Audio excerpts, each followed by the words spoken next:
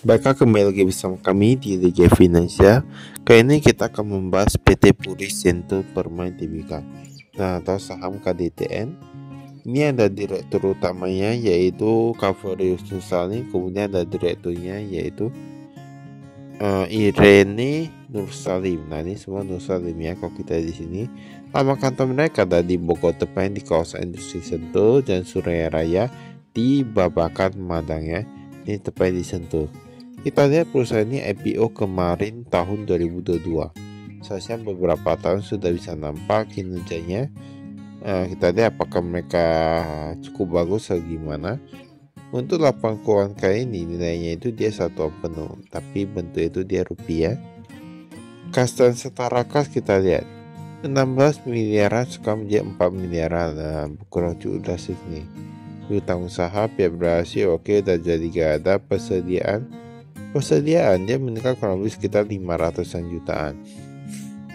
Nah, kalau kita lihat sebenarnya total asetnya sebenarnya termasuk kecil ya. Nah, bahkan persediaan cuma 1,8 miliaran.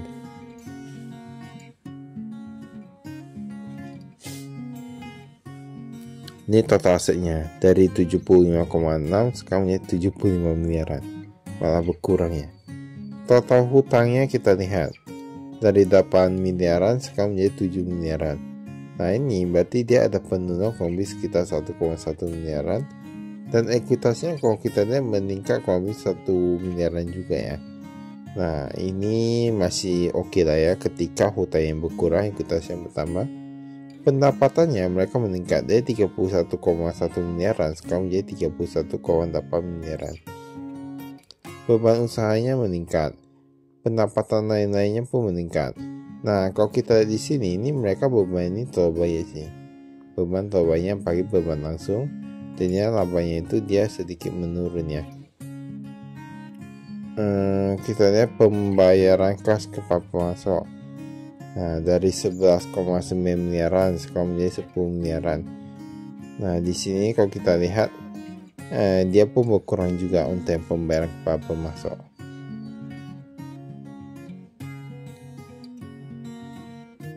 Dewan Komisaris, wah ini ada yang mengundurkan diri nih.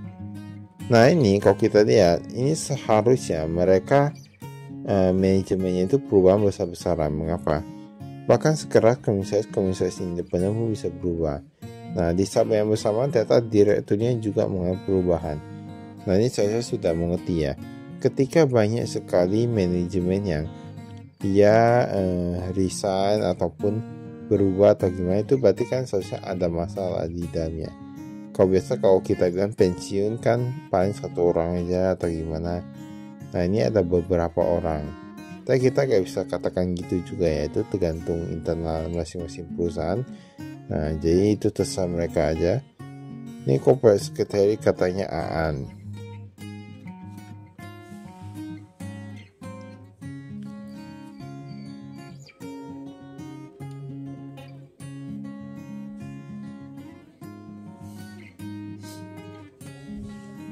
Kita lihat kas dan serta kasnya.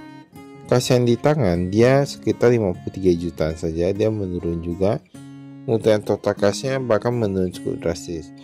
Dari 16 miliaran sekarang menjadi 4 miliaran. Mengapa bisa menurun cukup drastis? Kita lihat. Deposito berjangka di bank PAN 2,9 miliaran, kemarin 9,9. Ini kalau kita lihat, ini deposito berjangka nilainya itu meningkat, bunga itu dia meningkat. Nah, ini ada deposito berjangka total deposit sebesar 5 miliaran. Piutang usaha kita lihat, piutang usaha meningkat, yang pihak ketiga meningkat menjadi 319 jutaan. Dan sebenarnya ini masih, kalau jutaan saya masih kecil sih. Namun kalau kita lihat dari cash flow, ini semakin lama semakin agak macet. Mengapa? Yang lebih dari 3 bulan itu sekitar 64 jutaan. Nah, mengapa bisa gitu ya? Mengapa semua bisa makin macet? Atau tahu sendiri, sebenarnya ini kan dia bukan di bidang hotel gitu. Jadi saya cash flow itu sangat penting, jangan sampai macet ya. Kan hotel kan yang ada beban atau gimana, dia udah tetap kayak biaya listrik, air dan lain-lain. Persediaan dari 1,3 miliaran kan menjadi 1,8 miliaran. Nah, ini dia meningkat, tetapi peningkatan paling banyak itu di perlengkapan hotel ya. di perlengkapan hotel sudah kita lihat. Saya entah kenapa kayak merasa kalau hotel persediaan barangnya itu dia banyak. Itu antara mereka tambah buat hotelnya lebih cantik, atau mereka buat kamarnya itu perlengkapan lebih lengkap dan langsung diganti baru ya. Aset serta bisa di sini.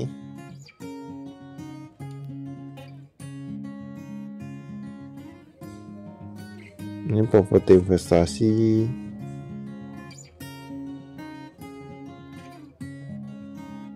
Utang usaha pihak ketiga. Nah, ini kita lihat utang usahanya bakal semakin macet juga. Di atas 2 bulan itu ada sekitar 85 jutaan. 31 sampai 60 sekitar 34 jutaan. Wah, kemarin gak gitu lama, sekarang udah jadi makin lama ya. Nah, ini berarti kalau kita lihat sekilas perusahaannya ini, kita udah tahu sendiri ya.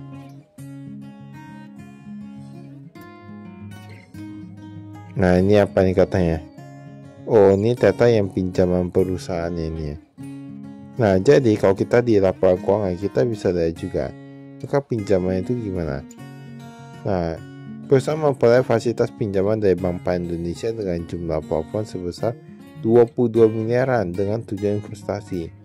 Ini bahkan bunga ini mengambang. Nah, kalau suku bunga makin naik ya makin parah lah. Nah, ini berarti kita bisa tahu ya. Ini bahkan mereka ada perjanjian pinjaman ini dapat ketentuan pembatasan yang dilakukan oleh perusahaan.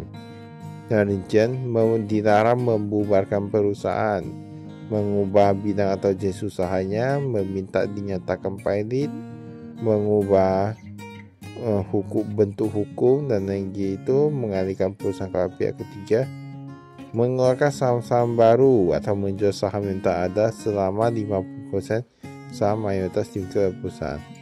Nah, jadi mereka ada perjanjian terkait pembubaran perusahaan, terkait untuk yang pengeluaran saham baru dan lain gitu ya. Nah, jadi dia bukan bilang nggak boleh membubarkan atau gimana, tapi ini mereka semua ada perjanjiannya. Nah, namanya pinjamannya ya, kalau mau dapat duit ya harus berkorban. Itu pun tadi ada jaminannya, SHGB itu ya. Surat-suratnya dijadikan jaminan.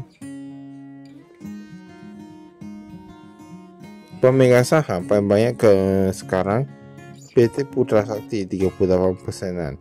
Nah, dia bakal meningkat dari yang tahun lalu sekitar 33%, sekarang makin meningkat. PT Putra Sakti Mandiri. Nah, ini siapa ya? Lalu ada PT Indam Perdana Sukses, PT Cahaya Sakti Investindo Sukses. Dan nilai itu kayaknya tetap ya. Pendapatan bersih kita lihat, dia meningkat itu paling banyak di sewa kamar kalau kita lihat di sini. Maka makanan dan minuman itu dia menurun, dan lain dia menurun, sewa kamar yang meningkat dari 24 miliar menjadi 20 miliar. Itu pun sebenarnya jumlahnya kecil sekali ya. Kami di sini ada beban langsung. Nah, ada gaji, upah dan lain-lain, makanan dan minuman. Sunnah aset, keamanan mereka tinggi kali. Pendapatan lain-lain. Nah, ini yang susah. Lain-lain ada 300 jutaan. Ini saya untuk apa? Lain-lain itu dari mana? Nah, ini soal perlu dilihat ya.